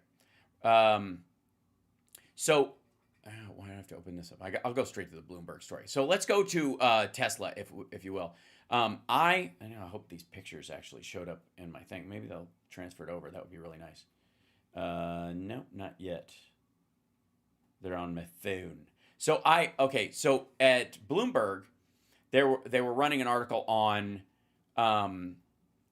Tesla and how basically Elon Musk has set a date for when he's going to fuck off. And for May. Yeah, there we go. Let's see if I can bring this in. So, here we go. Musk to refocus on Tesla after its worst quarter in years. Okay, couple things. One, not going to help. He's already fucked his audience, and they're not interested. He also, this guy, by the way, I watched an interview with him yesterday, and he was like, Jesus Christ, I don't know what the fuck he's going to do. He's a big Tesla booster, and he was like, I don't know where the shit this is going to go. He also thinks the self-driving taxi thing is a waste of fucking time and money, and it's stupid, and that by the time we'll see if he talks about it in this So they've got some things working for them in the energy storage business, but the car business seems to have plateaued and is on plateaued. That's it. There's the revenue. Oh shit. Right? That's not good. That would be out. You wouldn't want to see a chart like that. Down now, and so this is a troubling report. You know, all the metrics are down, and I think the bigger question is, what will they do to reverse that? Because it's not. No, the bigger question is, the big, huge question. Can they do anything to reverse this? Not what they'll do. That assumes that the other question is answered. Look, I know I'm a bit of a nitpicker about these kind of things, but I have to say to you, ladies and gentlemen, if I may, that if you're going to say the big question or the deeper question or everyone, anything, everything, anyone, those kind of broad statements, I'm going to hold your feet to the fire on this. I'm just going to do it. Okay. So about launching new models. It's not about anything other than improving the optics around the company because people don't want the products because of the behavior of Elon Musk. Yeah, that's the thing. Can you turn it around? Because here's the issue you have. The entirety of the stock price is based on the Tesla fanboy crowd thinking that it emanates from him, not the company.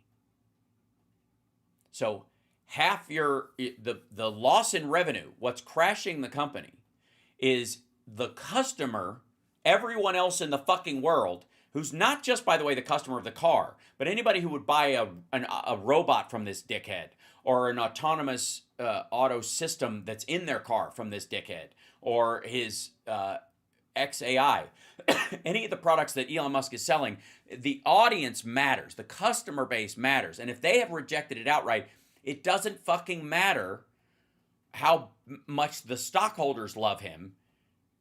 If the product won't sell because the customer isn't interested, you're screwed to start with. But the problem they have is most of their funding base comes from these Tesla stock boys. These guys who are just, think the sun shines out of his ass, and they're convinced that this is the way he's the guy behind the success of all these companies, not the engineers and the designers that actually work there. As a matter of fact, if you ask almost anybody, I think honestly, if you gave sodium pentothal to everybody at the thing, they would say he's more of a hindrance than a help.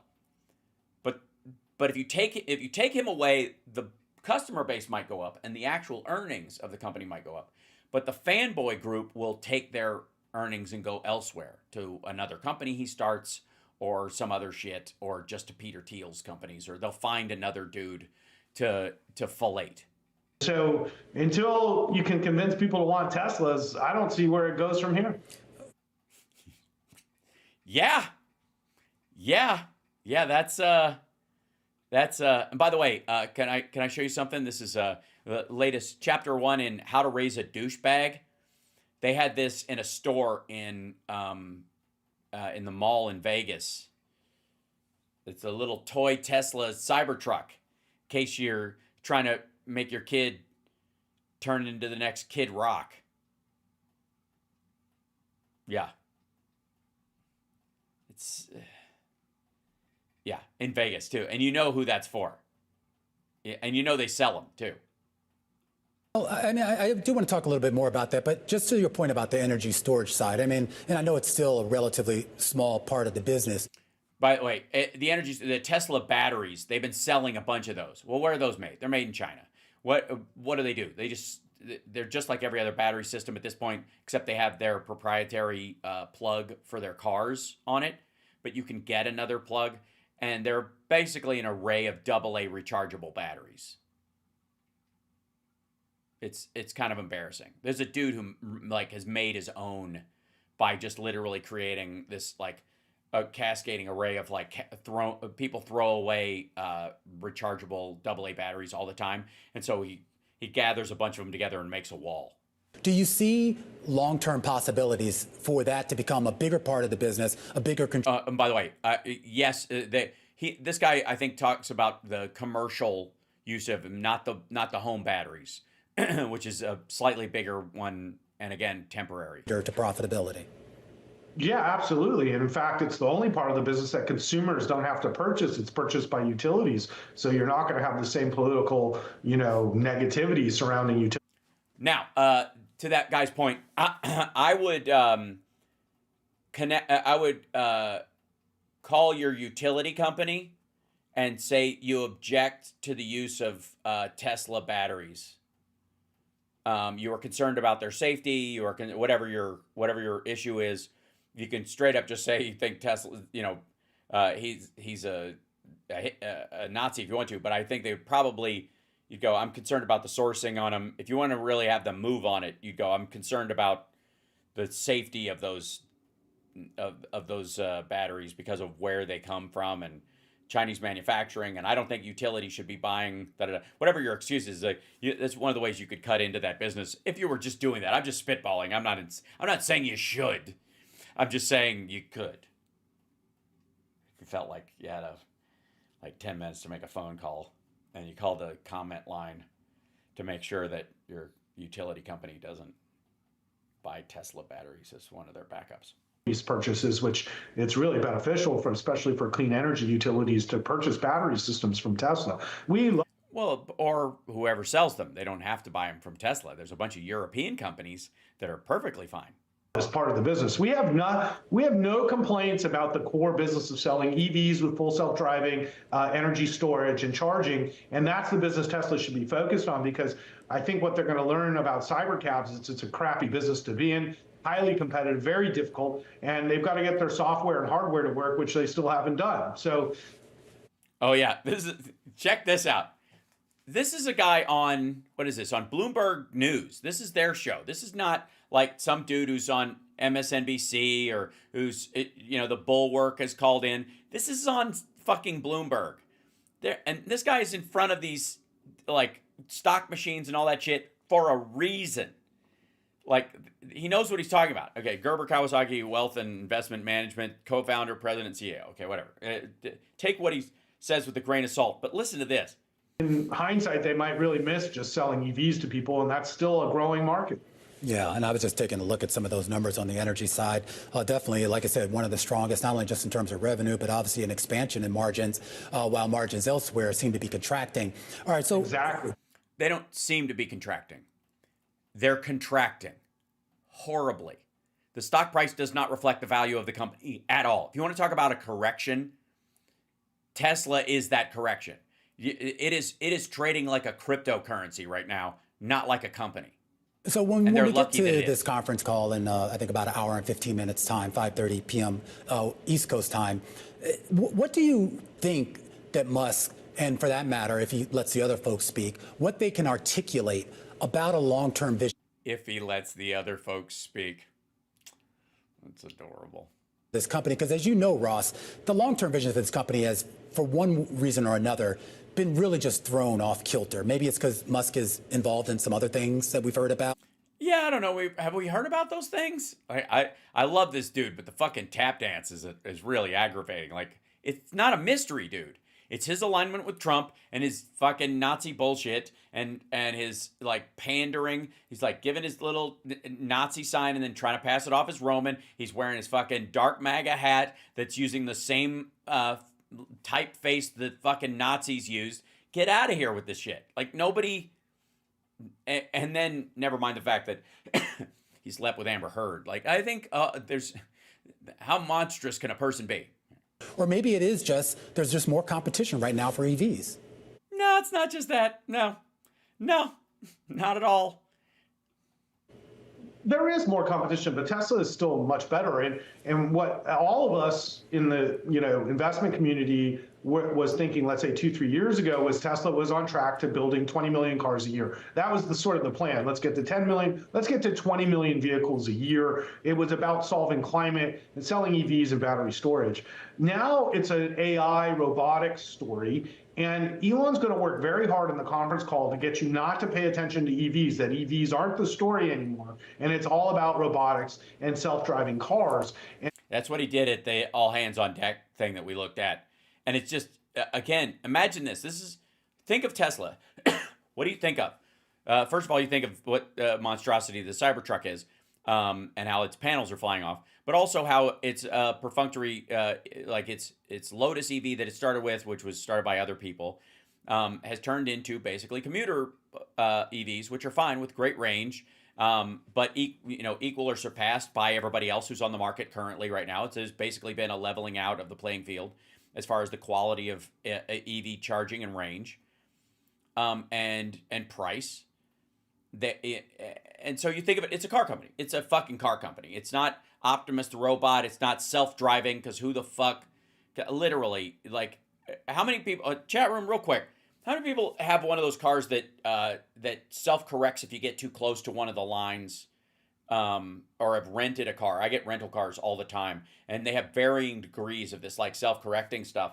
And if you don't, there's no traffic around, but if you, if you don't signal if you don't hit the right or left turn signal when you're changing lanes, even if you're alone on a long highway, it will push you back in the thing until you signal.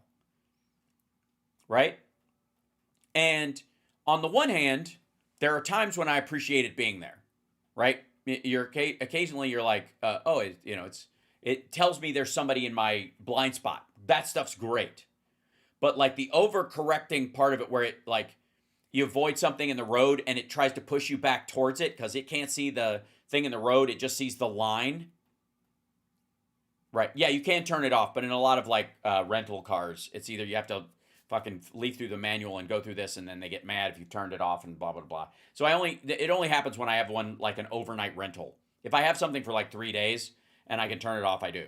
But you know what I'm talking about. Like, you try to avoid something that's in the road, and it thinks it can't see what's in the road because it's too far ahead, but it can see the line on the road, and it shoves you back towards the thing in the road. That's terrible. That's not a good thing. Especially if it was, I don't know, a person.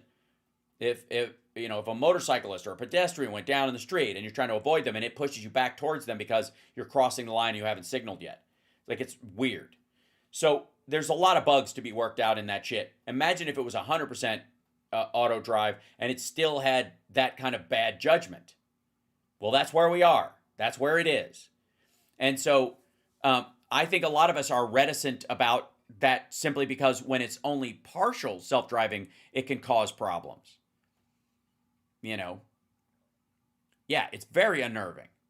You got to turn it off each time you use the truck. Jesus. Because in Summer's car, you could turn it off permanently. She has it on But she's a fine driver, so it doesn't really come up. Occasionally it'll get weird, and it'll do one of those things where it'll overcorrect when you're trying to avoid something in the road. But you can muscle past it. You can't do that with a self-driving car, especially in a cab with no steering wheel. Nobody can lurch and go, oh my God, we're headed towards a fucking stroller, and lurch the fucking thing out of the way, right? So that's until you work that stuff out, it doesn't belong anywhere on the road. And Musk is trying to be first to market on it, which is why he's had more crashes around it than anybody else, because they insist on doing it. And I still don't know why. Right? I like driving. I mean, and if you were ever going to set up a thing where I don't have to drive while I'm on the road, I would rather it be like a ski lift, where you just you pull over to the side of the road and there's just this constant thing, and you ease onto it like I don't know, like an HOV lane, right? And you move into that, and there's a magnet, and it just goes dink, and it moves your car, and then you're on the road on that thing like a train. And then if you want to release, you just punch a button that releases the magnet, and then you get out of the lane. That would be reasonable to me, because that would mean everybody's operating at the same speed and it's working, like I said, like a train track. But the idea that you're going to fucking doze off while this thing is switching lanes and driving around people is just like, I don't get it. Pull over and take a nap. Fuck. So really what he wants you to think about is this future that he sees, where we're all going to just have like self-driving cars drive us around and robots doing all of our work. And what I challenge, listeners or viewers to ask themselves is, how long do you think it'll be until that vision actually exists? Because I think that's how long it's going to be before Tesla makes money again. Because oh shit. Calling Rob Glenn. Yeah, no shit. Current rate, they're basically a little above break even. And, quite frankly, with revenues continuing to go down in automotive, I just don't see where this goes. So how long will it be till you have a robot in your house and everybody's using self-driving cars? And I think it's going to be some time, and that's the problem. Yeah, and there'll be a lot more competition by the time it gets here, and it won't be him. He was at one point thinking he was going to be the only game in town, and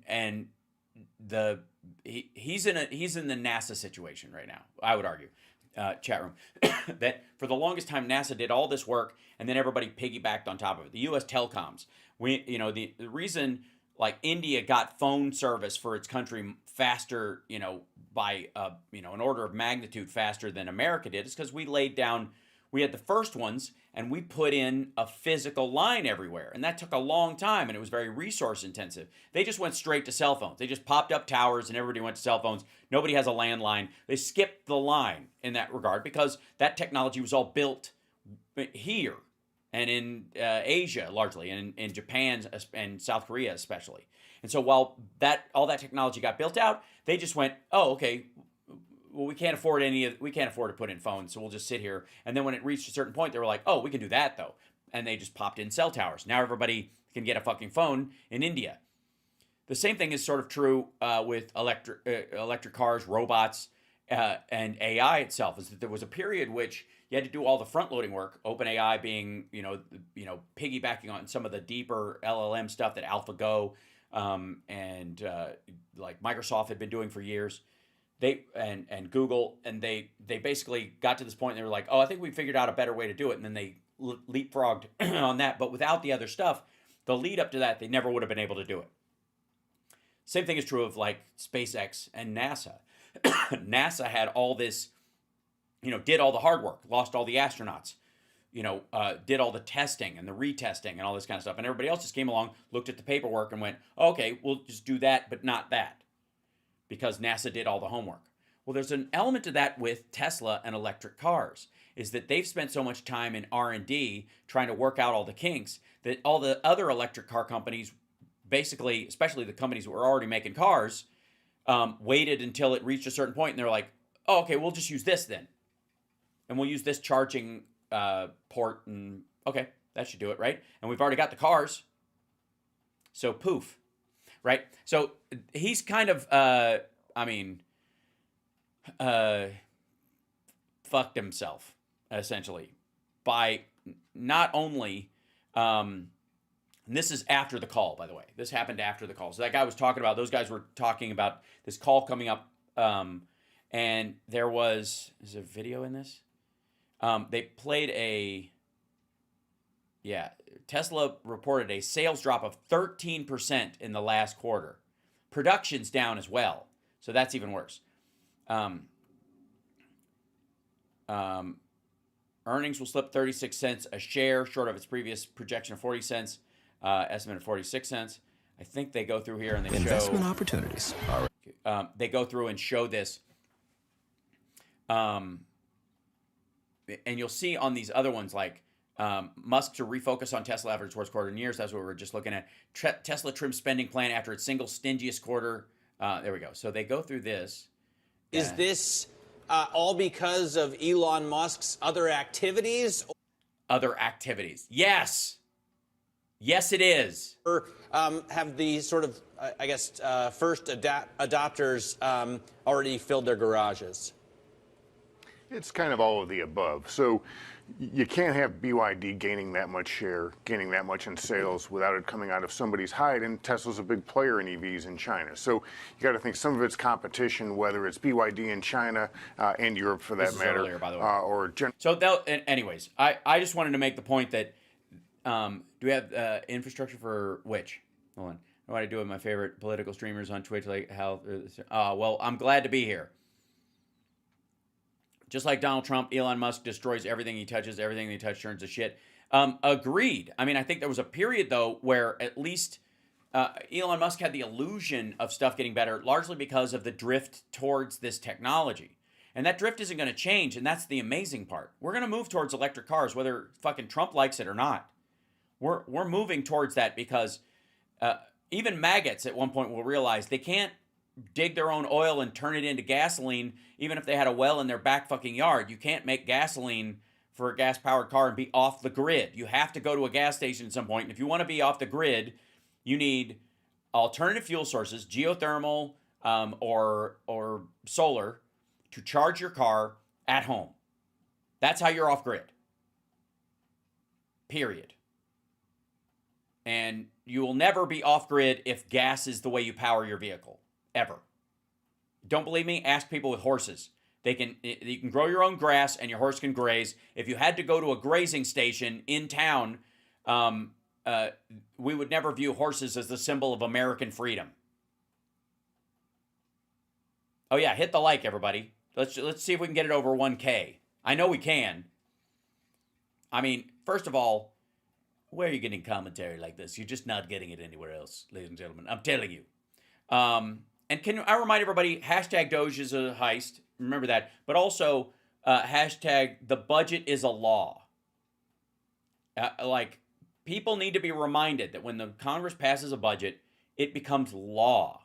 And that's why Trump is having a hard time dismantling all of these groups. And it's also why you fucking anti-Schumer assholes, and you know who you are, need to listen to me now and hear me later. He knew that in the current push that Trump was trying to do, if they allowed the government to be shut down, listen to me, if they allowed the government to be shut down, even for a couple of days, they would use the fact that there was no legal funding for these programs and things like USAID and others to shut them down permanently.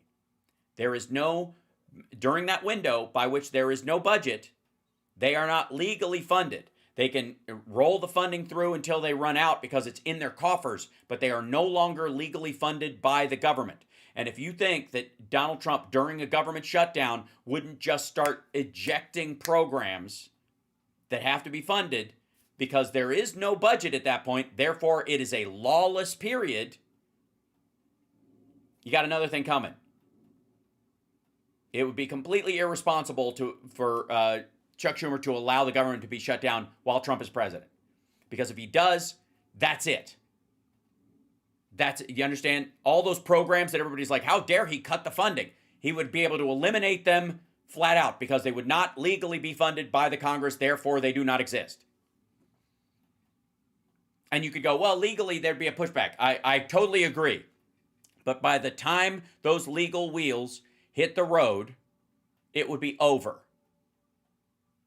Especially, anything with that's that crosses into discretionary territory. The VA would probably be protected. The Pentagon budget would probably be protected. Those kind of things. Maybe Social Security. But Medicare and Medicaid, which can be expanded and contracted by an act of the presidency, like any expansion program could be shut down, just red line, just draw, line item cross right through it. All right? You cannot let the government shut down while Trump is president, because he will use that as the legal precedent to eliminate anything he doesn't want that is paid for and legally created as an entity by an act of Congress in the budget. And anybody who was complaining about Schumer and was saying like he gave in and all that kind of stuff, no. It is only by that act and the fact that they got Biden's budget pushed forward. For fuck's sake, we're still on Biden's budget from last year. The priorities, the money that's going out are still Biden's because it's a CR. Chuck Schumer made that happen. Chuck Schumer got Donald Trump to sign Biden's budget. Fucking hell.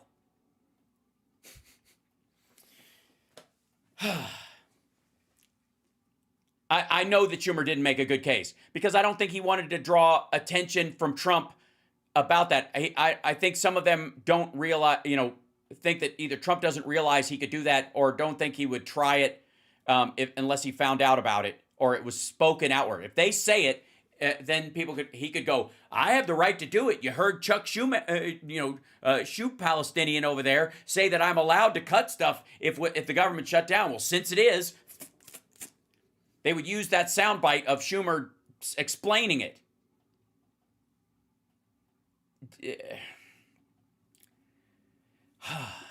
Can we at least understand the value of a multi-pronged approach? That not everybody's resistance is going to sound the same. That there are the Paul Reveres and the people who don the sash of resistance and step out in front, and then there are other people who do the Macron handshake or mess around behind the scenes and just act as a bulwark against the worst impulses before they become publicly known.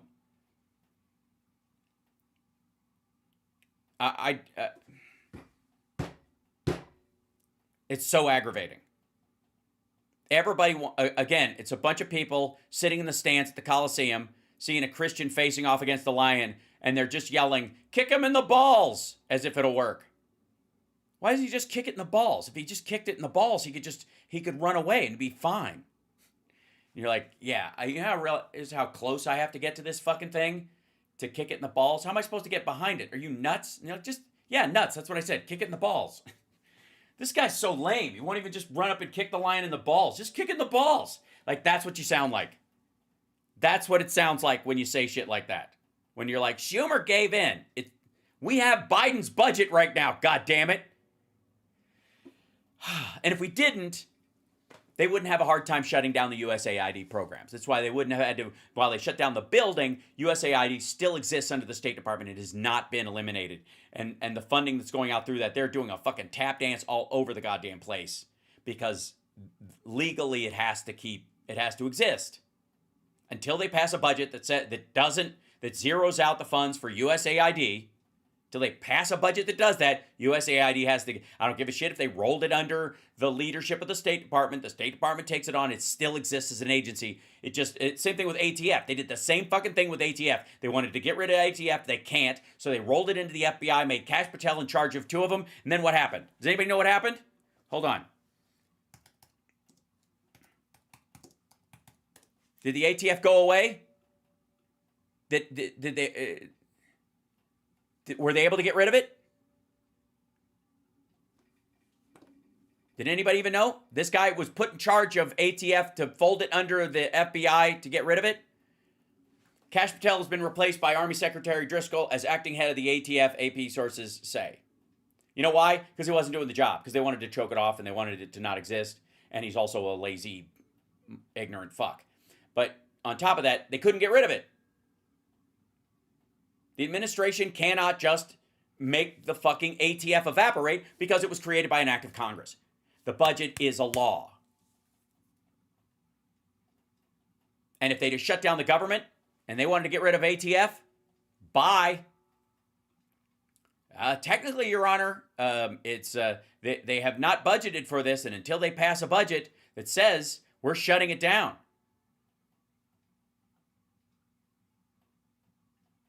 Now, if they come back in and the government says, we're going to do a continuing resolution, we're like, well, we already got rid of that agency because it wasn't funded.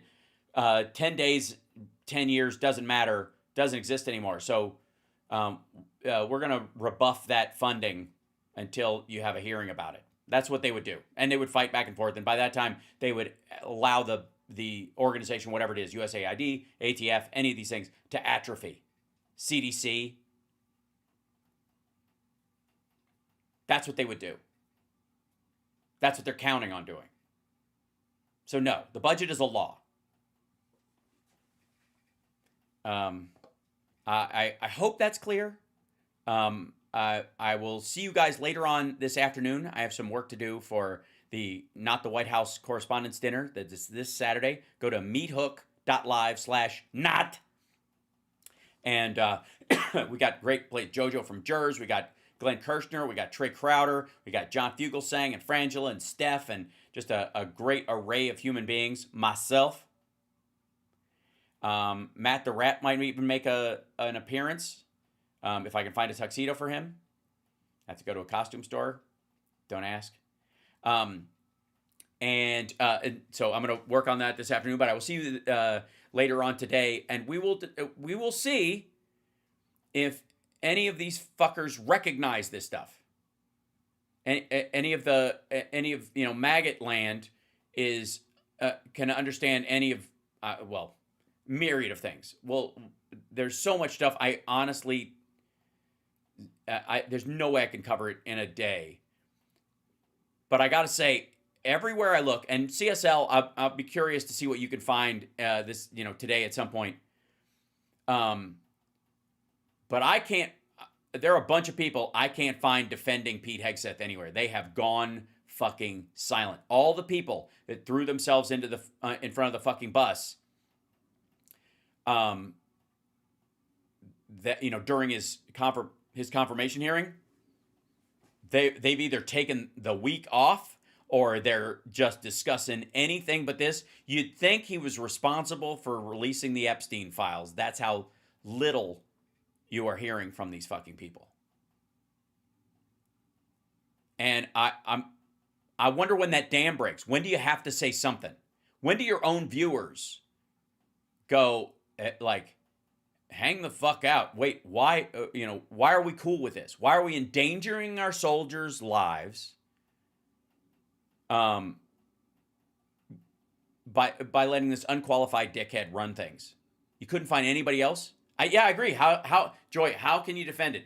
I don't know. I mean, we've seen some people use ignorance or maybe some straw manning, but it's pretty fucking weak. Anyways, give a thumbs up, like the show if you will. Share the show out. If you're on Substack, please think about subscribing. You don't have to subscribe, monetarily. You know me. This is my gig these days. This is how I eat, kids. But in these times, I will never try to crowbar anybody into supporting the show if they can't. But if you can at all, help out. Cup of coffee, whatever it is, whether it's Substack or becoming a member on YouTube or any of those things. If you could do those without it causing you any stress, please do. You're not only helping me, you're helping all the people who it would stress out because they can't afford it to have the show and allow me to be able to do this. So thank you guys so much. Take care of yourselves and take care of somebody else. And I will see you this afternoon. And it's funny because I ran out of showtime. Like, it snuck up on me. I'm pretty happy about that.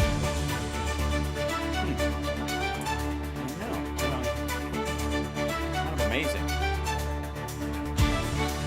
The show's actually turning into something. Now if I could just get the subscribers to, reflect that. Subscribe on any channel you frequent. You go to YouTube occasionally, subscribe on there. If you're on Facebook, follow the page. If you're on Substack, subscribe on there. You don't have to do it for money. Just put your thumb on the scale and go, this show needs to be heard. People need to see this. Or, if you hate it, tell everyone how much you hate it. And I will be rating Cliff in just a second. Yeah, we'll rate Cliff going into this because he's coming up next. All right, we'll see you later on.